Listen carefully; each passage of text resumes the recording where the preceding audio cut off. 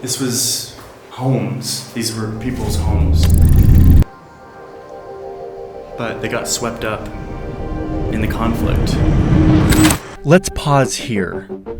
If you zoom out and look at where we're at right now, you can see that I'm moving through these dashed lines. I've been moving in and out of these dashed lines all week. This is a border crossing. But every time I call these things borders, I get corrected. We do not use the term border. These are two ceasefire lines. These are not borders. So Cyprus remains one country.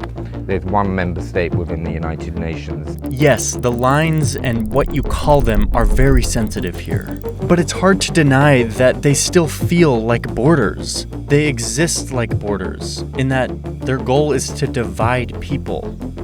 This right here, for example, is a crossing through one of these dashed lines to get into the north of this island, into a self-declared country, a country that no one recognizes besides Turkey. And it's supposedly not a real... It's a border crossing. This crossing over here that's not a border crossing sure felt like a border crossing. There are gates and passport booths and customs and PCR tests. So, did I just enter into a new country? No, but kind of. I'll let you decide. There is no Greek Cypriot politician who supports a two-state solution. These lines are ambiguous, they're emotional, they're political, and you can learn a lot about them simply by crossing them. And now I am driving on the left side of the road for the first time in my entire life, and I can't tell you that I feel calm about it. Which is why I came to this island, Cyprus, to cross as many of these lines as I could, to understand them. These lines that envelop towns, that cut up farmland, bleed into the ocean, and infamously cut this capital city in half, making it the last divided capital on Earth. Nicosia, the city, has many faces and many tongues: English, Armenian, French, Arabic, Christian and Muslim. As a result, the Turks hold more than 2/3 of the island's wealth. Nearby Ledra Street has been known as Murder Mile. Greeks and Turks live uneasily side by side. Nicosia, the capital city of Cyprus, the center of the bitter struggle between Greek and Turk, is engulfed in war. Let's make one thing clear. Despite what you might be thinking after you watched episode 1, Cyprus is not a war zone. It's not all military barriers and troops. Quite the opposite. This place is actually a tourist's paradise. Not too far from all the barriers, 2 million tourists a year, most of them British, can be found sunbathing in these beautiful Mediterranean waters. The largest city and capital, called Nicosia, feels like many other cities, full of shops and stores, people going about their lives.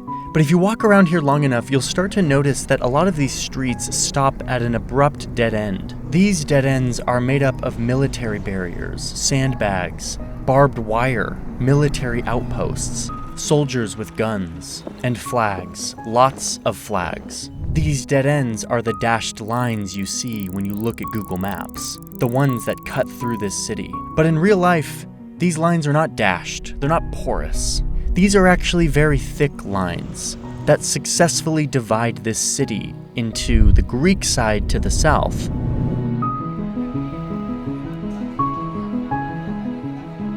and the Turkish side to the north.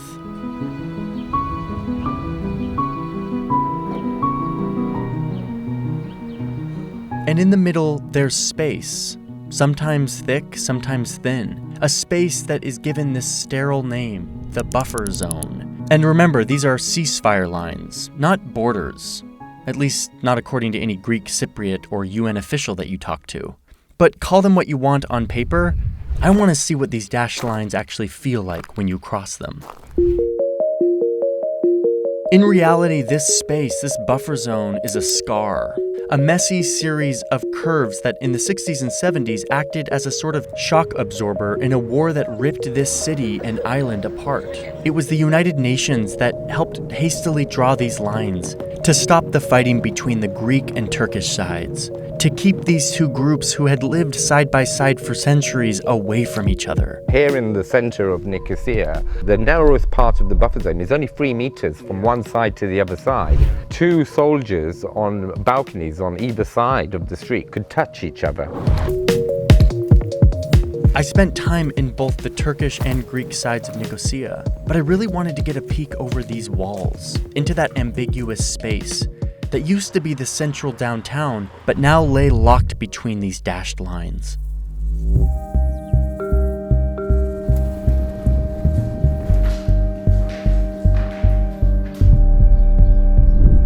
So I'm on a roof now that is in the middle of Nicosia, the capital, and I am walking closer and closer to this buffer zone, this scar that rips through the center of the city. The Republic of Cyprus effectively ends right here. And right there, that street is no man's land. I mean, that's the north right there. Like, I'm looking across the border into northern Cyprus. This was just a normal part of the city, but because of the fighting, the line pushed back and forth and eventually settled here. But it wasn't always like this.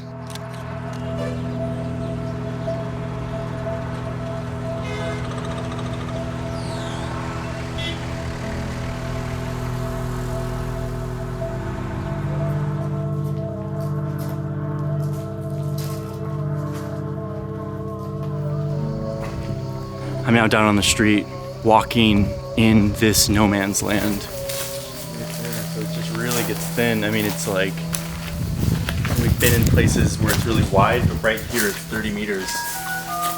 Greek side, Turkish side, right there. You can look at both. And just looking at these businesses and these homes, you can envision them alive and thriving. And this street seems like a very busy main street with all of these businesses and places and these signs that are just left. One Greek Cypriot's house was right here. Her name was Annie, and she refused to leave. She lived here for decades, with the UN soldiers often bringing her groceries. Her front door walked right out into the buffer zone, right in the crosshairs of Turkish military. It would have been within their right to fire if she walked out into this buffer zone. And yet, she remained. And then in the 90s, she died of old age here in her home. She was 91. The soldiers removed her body, they gave her a funeral, and according to the reports at the time, her body was the last thing to leave her home. Everything else stayed frozen in time, much like the rest of this buffer zone.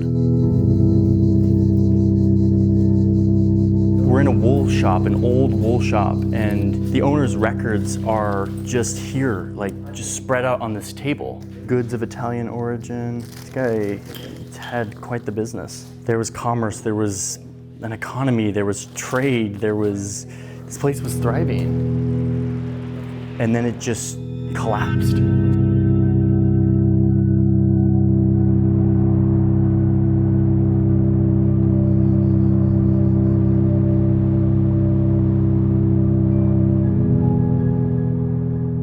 You're absolutely right. The buffer zone is a unique environment. The reality is that since 1974, the buffer zone has been a de facto area of very little human activity.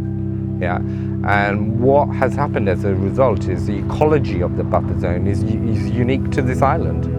You will find species of plant and fauna here in the buffer zone that you will not find anywhere else.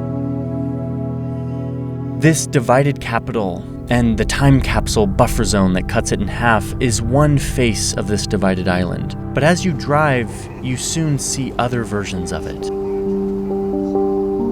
As I moved into the eastern part of this island, it turned from divided city into these British bases, and then more and more you start to see rural parts of this island. And yet the dashed line continues, even all the way out here. It spans 180 kilometers from east to west. Further to the east of the island are the flat farmlands of the buffer zone, where we see a lot of farming activity. So one thing you see in the buffer zone is a bunch of farmland, like people's homes and land that they had to leave in 1974. Unsurprisingly, this was a giant loss for a lot of families, and so the UN actually allows them to come back in to their old land and cultivate it. So in addition to all of these farms, there's also minefields. This was where people lived and was just a part of Cyprus. but for the past several decades, this has just been no man's land. In many ways, farm life within the buffer zone is similar to farm life anywhere else. I started growing tomatoes, and I fix this land all. I put tomatoes. I planted tomatoes, but I have there peppers, aubergines. I have to fix the land, to clean it. Yeah. But every day there are harsh reminders of what has become of this farmer's land, of his home. His work here is so distinctly juxtaposed to what you can see in the distance: Turkish military outposts, barbed wire fences, UN escorts, growing political tensions. And yet, every day that passes, this becomes a more permanent fixture of life on this island. It's the war, a terrible thing. I remember everything because I've been in a school for 1 year in Famagusta. I was 12. We started the gymnasium there, and after is the war. Even despite all of this, Greek Cypriots insist that their country is not divided. When we use the term border, that means even us ourselves, we have already divided our country. And Cyprus is not divided, is occupied.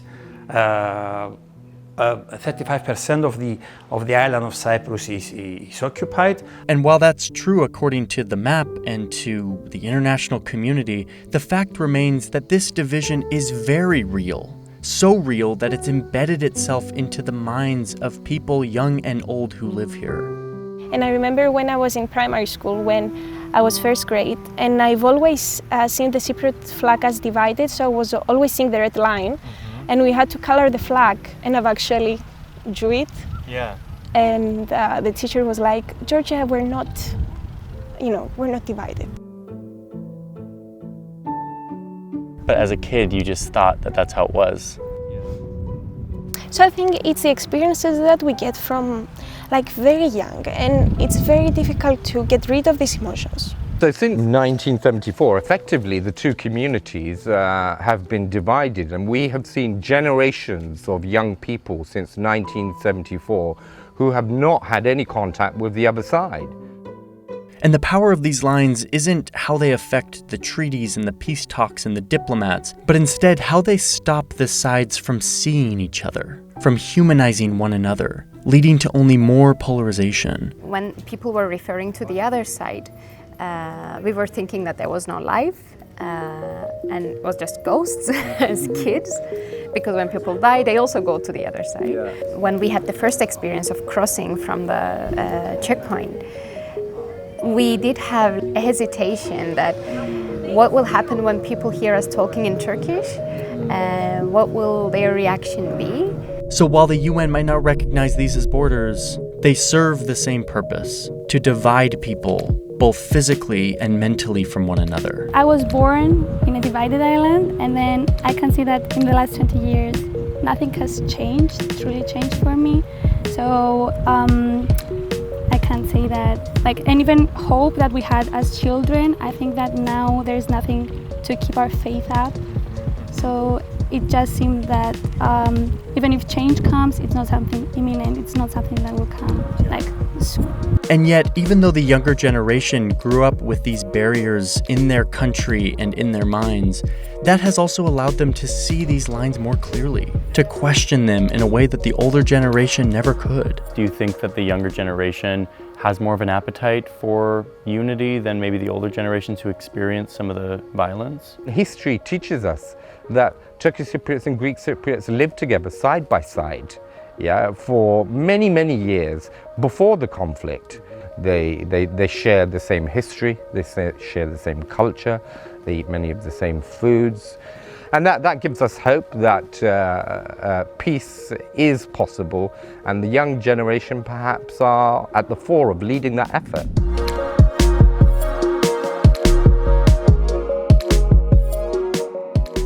Thank you, BetterHelp, for sponsoring today's video. BetterHelp is a platform that makes therapy more accessible and more secure for everybody, regardless of where you live. I've been in therapy for a couple of years now, and I can't tell you how much it has changed my world. BetterHelp will assess your needs and match you with a licensed professional therapist. You can start communicating with that therapist within 48 hours, which, if you've ever looked for a therapist, is a very quick turnaround. It's not a crisis line, it's not a self-help thing, it's professional therapy that is done securely on the internet. Finding the right fit in a therapist is really important, and BetterHelp has over 20,000 therapists in their network, which is way more than you would have in your local area. They want you to have a positive experience, and so they make it easy and free to change your therapist if needed. It's more affordable than traditional offline therapy, and financial aid is available. So go to betterhelp.com/JohnnyHarris if this is interesting to you. You'll get 10% off your first month of BetterHelp so you can try it out at a discounted price and see if it's a good fit. Thank you, BetterHelp, for sponsoring today's video.